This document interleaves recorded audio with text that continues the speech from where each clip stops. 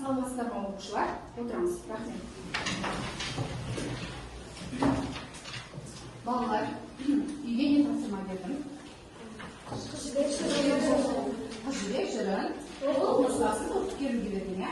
Олай болса, қазір сендерге үй тапсырмасы пысықтау ретінде сендерге ал сендердің шығарманы толық оқып келгендеріңді білу үшін қысқа нұсқа тест сұрақтарына бағдарламасы арқылы жауап берейік.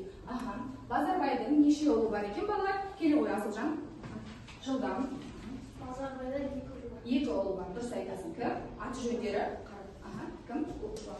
Кім еді аты? Төлеген және? Сансызбай жарайсыз.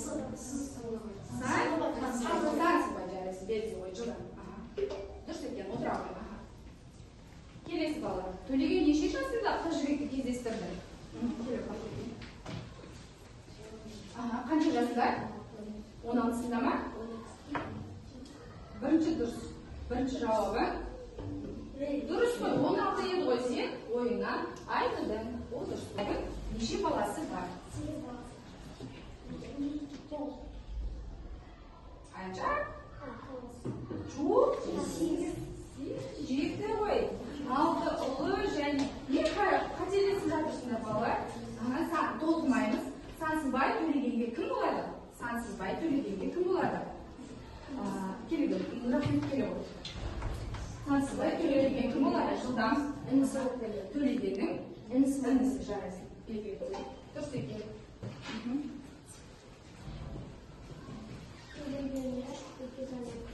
Бекежан. Бөлім күштірді. Дұрыс айтасың. Келесі. Қыз жібек Төлегенді неше жасында кездестірді балалар? Неше жасында кездестірді? Қанша жасында кездестірді? 12 жасында. Жоқ, Төлеген емес. Қыз жібек Төлегенді.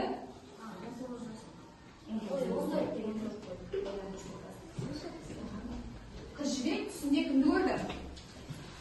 Түс көрдім, түсінде жаман іс көрдім деп қайғыға батады ғой. Жаман нәрсеге болжай келе қояды. Төлегенді болжайсың.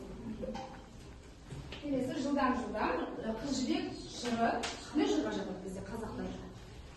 Қандай жырға жатады? Келе қой. Нұртілек. Батырлар жыры? Батырлар жырына жатқызуға да болады.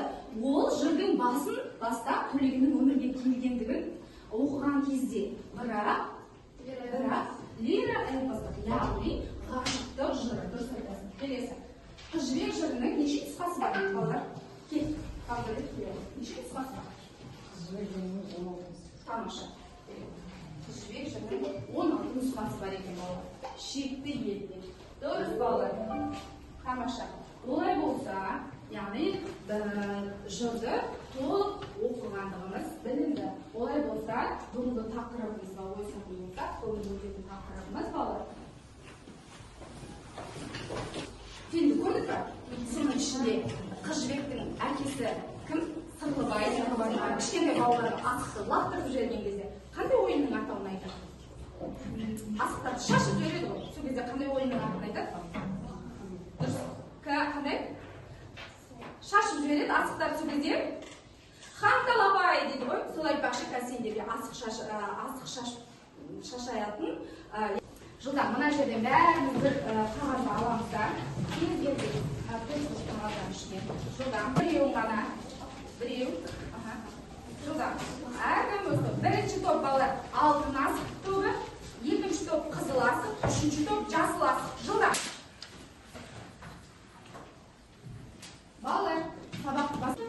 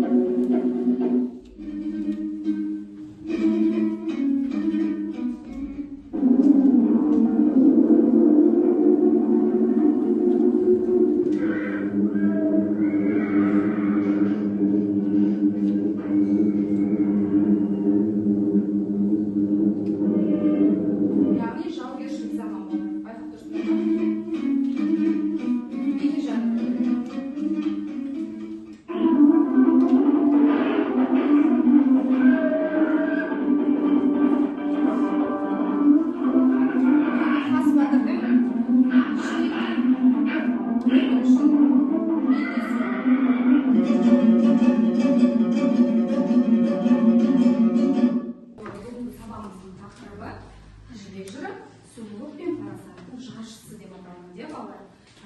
Олай болса бүйтейік. Осы Қыз жібек жыры әрбір қазақ жырындағы бұл жыр негізі халық ауыз әдебиетінің бір бөлшегі. Осы халық ауыз әдебиетінің қазіргі замандағы қазақ балалар, яғни сіз бен бізге берері не? Не үшін біз оны оқимыз?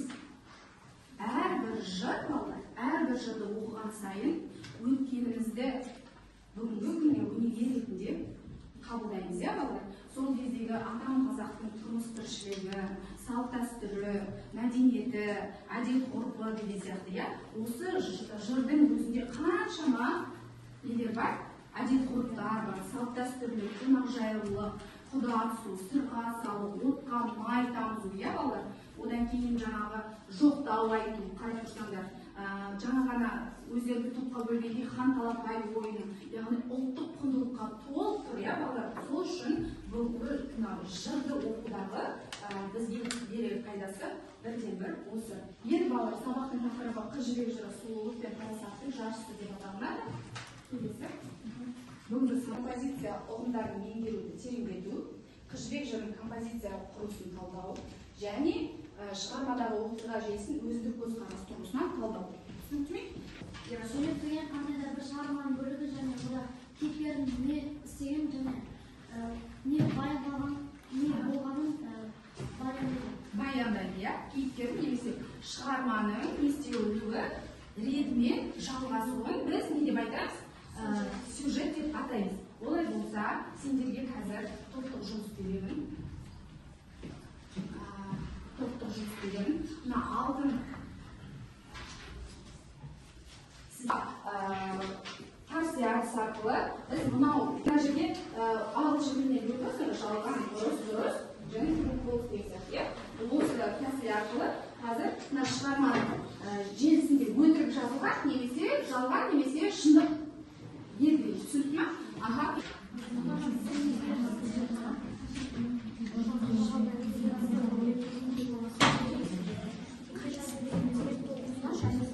Шығарманы толық оқыған адам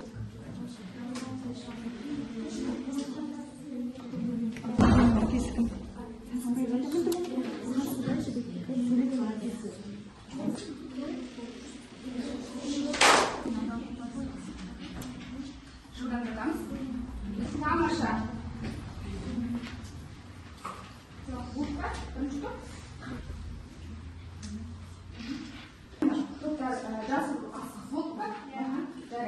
Олай болса, бізде қандай пішін шықты? Бізде 3 жарайсыздар. Енді ішіндегі сұраққа жауап, сәйкестігін тексерейік. Оқу ғой, екінші әдем оқу ғой. Жібектің әкесі кім? Сырлыбай. Жібектің әкесі Сырлыбай. Ақбұт оқу ғой. Бір сұраққа жауап бере ғой. Жырдан?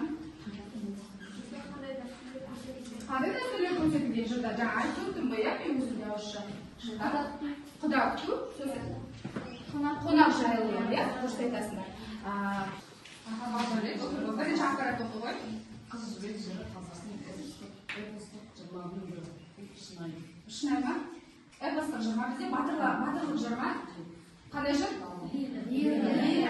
Жалған ба, шындық па? Жалған. Тамаша. Келесі. Тез, бәріміз бір-бірімізге. Дұрыс, тамаша. Келесі. Бақберген. Назарбаев төлегенге 10 баласы қайтыс болған жалған. Қанша баласы қайтыс болған? Тамаша. Келесі.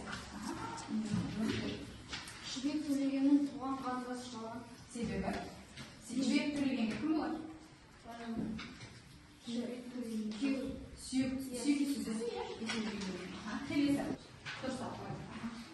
Сүйгенді анасы төлегенді өмірге алып кеткенде 4 жаста болғаны жалған. Қаншада еді? 44 жаста болған. Тамаша. Келесі. Шығарманы қалай реттестірді? Деген бірінші қойдық, Жағалбай елі, сосын Төлегеннің дүниеге келуі, Төлегеннің Ақжайыққа жөнелуі және Төлеген мен Қыз жібектің кездесуі. Тамаша. Одан соң Қыз жібектің түсі, Бекежанның Төлегенді мерт қылуы, Қорен Қалмақтың Қыз жібекті айттыруы, Қыз жібектің Сансызбайға қосылуы. Тамаша, жарайсыңдар. Жасап жатқанда алдыларға өзін-өзі бағалау программа қағазын бастадым, иә? Қағаздың артына бал жазып қоямыз. Қане?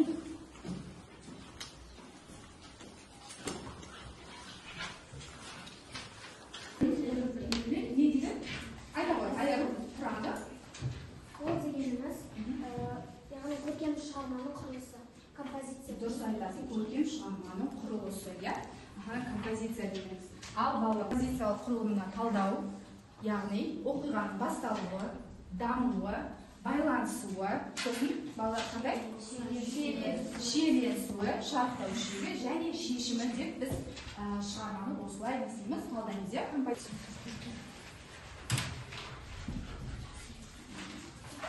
Ойланысы, дамуы, байланысуы,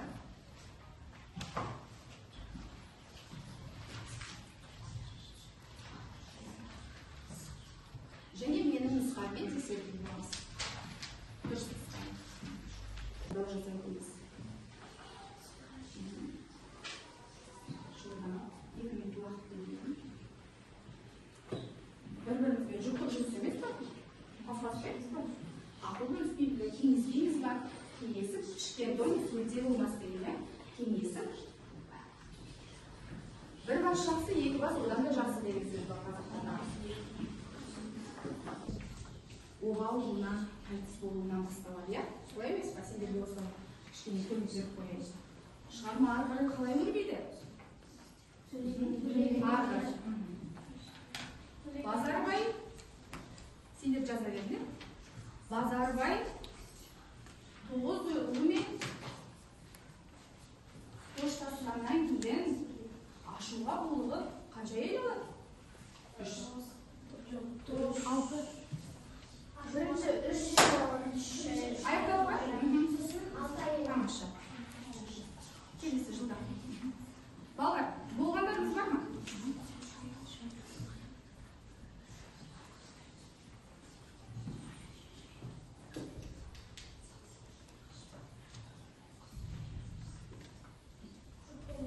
Иә, жұптық жұмыс.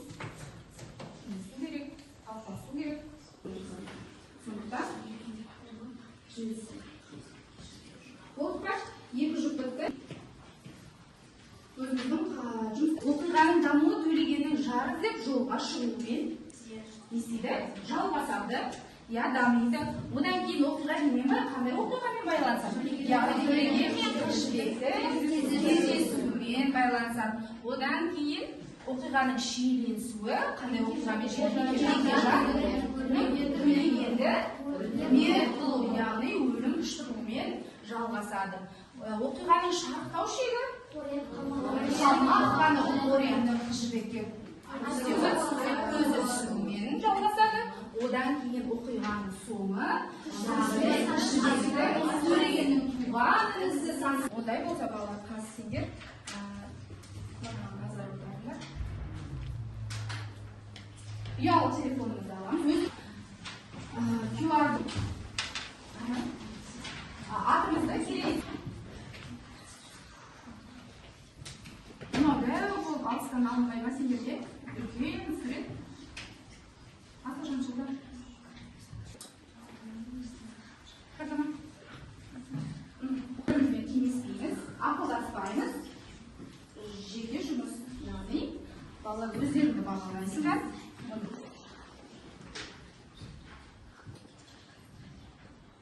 Сендерде бір телефон бар?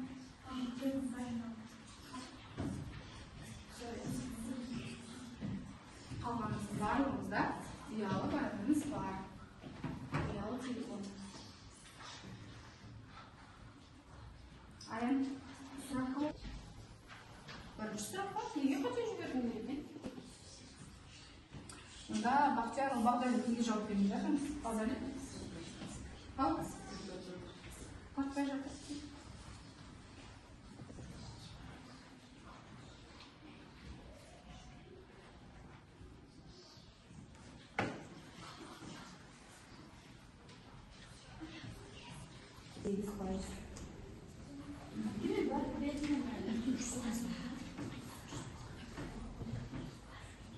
Балалар, шығарманы оқығанда әрбір ерекшелігіне детальды ақпараттарды есте сақтап оқу қажет. Мына жерде сендерге Қалмаханды Қореннің есі берілген, Сайгүліңнің қиындық соғады сұрақтарға.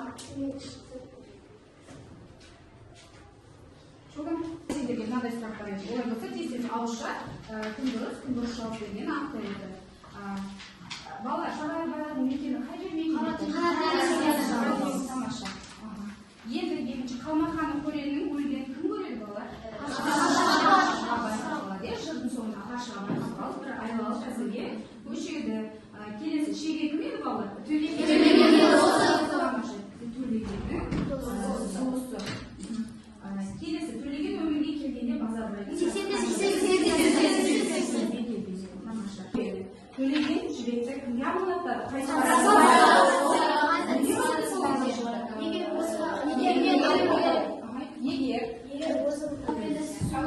суға бара жатқанын көрсетіп, яғни қалай аялайтындығы, соншалықты қыз жібекті тұмардай қоритындығы, қыз жібек қыздың бағасы сол кездегі қандай биік. Жанып қалған жерім. Бекежан қыздарды намысын таптап мазақ қылып тұрған жерде Төлеген келіп қыздарды қорған қылғаны. Ал бір жеренген жерім, Бекежан халықтың бір туанғанын көп көріп, өзінің жеңісін міндетсінгені жыр арқылы көрсетті. Әйел адамға деген құрмет, ер адам 13 жасында отау құру деген сияқты салт дәстүрлері әсер етті. Қыз жібектің ер адамның күтіп тұрып көзіне қарамай өзінің құнын білетін қыз. Ерлерге келсек, Төлеген ол байсалды болғаны соншалықты ақылмен батырлығы бір-біріне сәйкес Алмағы бар демеші, бүгінгі күннің сабаққа маған баға беріп келеді. Жаңағы берілген сатыштардың артында біздің сабақ қалай өтті? Сендерге ұнады ма? Сол жылдарына не алып бара жатсыңдар деп. Егер жылға солай кеттіңдер, олай болсын. Жылдан бір мезет уақыттегі әдет-ғұрыптар, салт дәстүрлерді